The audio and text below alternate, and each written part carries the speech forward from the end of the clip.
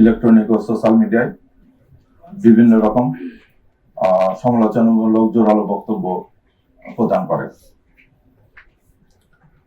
তার এই বক্তব্যে নিষিদ্ধ ঘোষিত ছাত্রলীগে তার সংগঠনের নেতাকর্মীরা ক্ষুব্ধ হয়। আপনারা জানেন, ভিকটিমকে গুলি করা এজার নামে পলাতক আসামি ফয়সাল করিম মাসুদ ওরফে রাহুল ওরফে দাউদ নিষিদ্ধ ঘোষিত ছাত্রলীগের রাজনীতির সাথে জড়িত ছিলেন।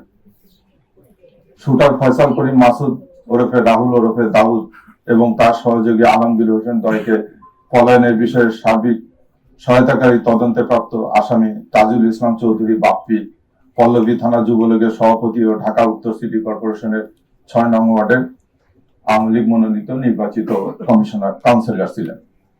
কাজে আসামিদের রাজনীতি পরিচয়, ভিকটিমের পূর্ববর্তী বিভিন্ন রাজনৈতিক বক্তব্য থেকে তদন্তে প্রকাশ পায় যে রাজনৈতিক প্রতিহিংসার কারণে শরীফ ওসমান হাদি ওরফে ওসমান গনিকে গুলি করে হত্যা করা হয়। সার্বিক তদন্ত সাক্ষ্য প্রমাণে ধৃত আসামিদের স্বীকারোক্তিমূলক জবানবন্দি ফৌজদারি কার্যবিধির ১৬৪ ধারায় রেকর্ড করা হয়।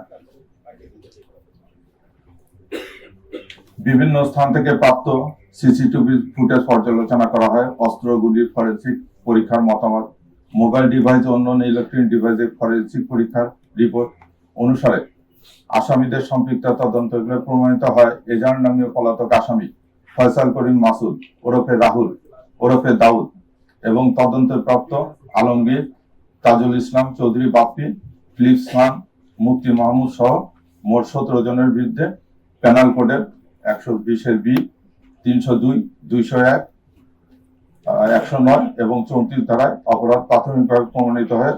উল্লেখিত আসামিদের বিরুদ্ধে বর্ণিত ধারায় অভিযোগপত্র আজকে দাখিল করা হয়েছে। ভবিষ্যতে এই মামলা সংক্রান্তে আরো কোনো তথ্য প্রমাণাদি বা কারো সংশ্লিষ্টতার প্রমাণ পাওয়া গেলে বিজ্ঞ আদালতে সম্পূরক অভিযোগপত্র দাখিল করা হবে।